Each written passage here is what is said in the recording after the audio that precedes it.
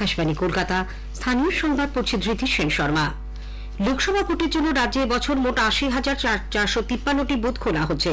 মুখ্য নির্বাচন কমিশনার রাজীব কুমার আজ কলকাতায় এক সাংবাদিক সম্মেলনে একথা জানিয়ে বলেন, এর মধ্যে কয়েকটি হবে মহিলা পরিচালিত। সমস্ত বুথে শৌচাগার, পানীয় জল সহ প্রয়োজনীয় সব রকমের ব্যবস্থা থাকবে। ৮৫ বছরের বেশি বয়সী ভোটদাতারা প্রয়োজনে বাড়ি থেকেই ভোট দিতে পারবেন। নির্বাচনকে উৎসব হিসেবে দেখার জন্য ভোটদাতাদের প্রতি আবেদন জানান তিনি। অবাধ ও সুষ্ঠু ভোট গ্রহণ সুনিশ্চিত করতে নির্বাচন কমিশন বদ্ধপরিকর বলে জানিয়ে কমিশনের পক্ষ থেকে সম্ভাব্য সব রকমের ব্যবস্থা গ্রহণের নির্দেশ দিয়েছেন মুখ্য নির্বাচন কমিশনার। কোন রকম অভিযোগ থাকলে ভোটারদের তিনি নির্বাচন কমিশনে তা জানাতে বলেন। ১০০ মিনিটের মধ্যে কমিশন তার নিষ্পত্তি করবে। আর্থিক দুর্নীতি ঠেকাতে একটি পোর্টাল চালু করার কথাও জানিয়েছেন রাজীব কুমার। তিনি বলেন, কেন্দ্রীয় বাহিনী মোতায়েনের দায়িত্ব মুখ্য নির্বাচনী আধিকারিক, পর্যবেক্ষক এবং রাজ্য পুলিশের নোডাল অফিসারের। অর্থশক্তির অপপ্রয়োগ ও মাদক পাচারের মতো অপরাধ রুখতে কেন্দ্রীয় ও রাজ্য এসএনজি-গুলির সহযোগিতা নেবে কমিশন। এছাড়া ভোটে সন্ত্রাস রুখতে কড়া বার্তা দিয়ে মুখ্য নির্বাচন কমিশনার বলেন, এই দায়িত্ব জেলা শাসক ও পুলিশ সুপারের। তারা তাদের দায়িত্ব পালন না করলে কমিশন যে সেই কর্তব্য পালনে পিছপা হবে না, সে কথাও রাজীব কুমার স্পষ্ট জানিয়ে দেন।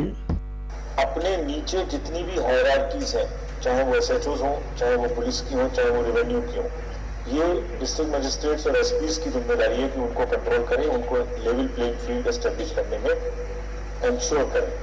अगर वो करेंगे ठीक है, वो नहीं करेंगे तो हम उनसे करवाएंगे और उनको जिम्मेदार ठहराएंगे। উল্লেখ্য, পশ্চিমবঙ্গ সফররত নির্বাচন কমিশনের পূর্ণাঙ্গ বেঞ্চ আজ দ্বিতীয় দিনেও লোকসভা নির্বাচনের প্রস্তুতি খতিয়ে দেখেন। মুখ্য নির্বাচন কমিশনার রাজীব কুমার এবং কমিশনের অন্য সদস্যরা রাজ্যের মুখ্য সচিব ও রাজ্য পুলিশের মহানির্দেশকের সঙ্গে বৈঠকে বসেন। নির্বাচনী প্রস্তুতি পর্যালোচনার পাশাপাশি আইন শৃঙ্খলা পরিস্থিতি নিয়েও তাদের মধ্যে কথাবার্তা হয়।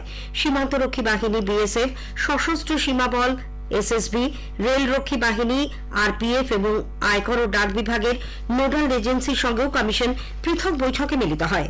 গতকালও কমিশনের ফুল বেঞ্চ বিভিন্ন রাজনৈতিক দল ও নির্বাচন দপ্তর এবং পুলিশ প্রশাসনের কর্তা ব্যক্তিদের সঙ্গে দফায় দফায় বৈঠকে বসে।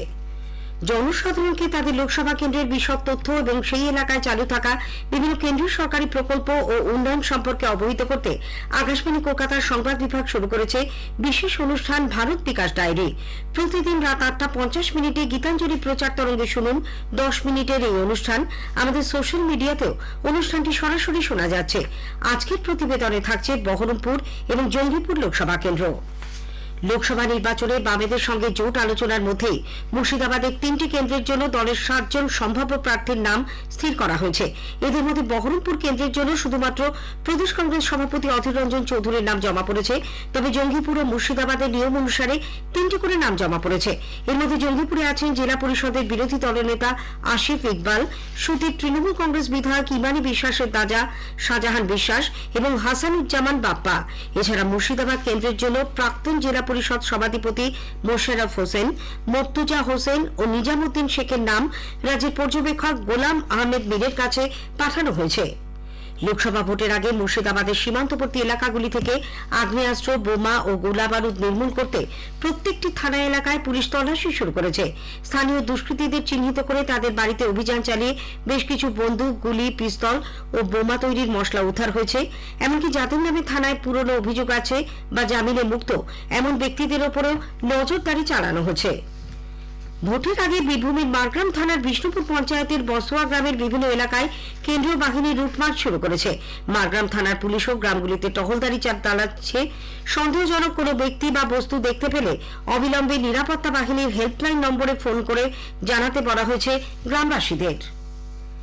রাজ্যে আলু, পাট এবং আখ চাষীদের এবার থেকে শস্য বীমার আওতায় আনা হচ্ছে।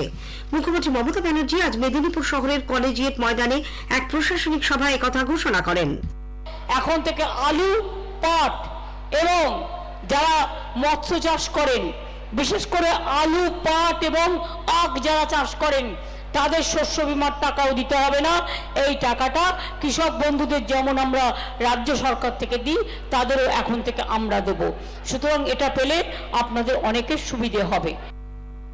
সভা-মঞ্চ থেকে প্রায় 355 কোটি টাকার 374টি প্রকল্পের উদ্বোধন ও শিলান্যাসের পাশাপাশি বিভিন্ন সরকারি পরিষেবাও প্রদান করেন মুখ্যমন্ত্রী।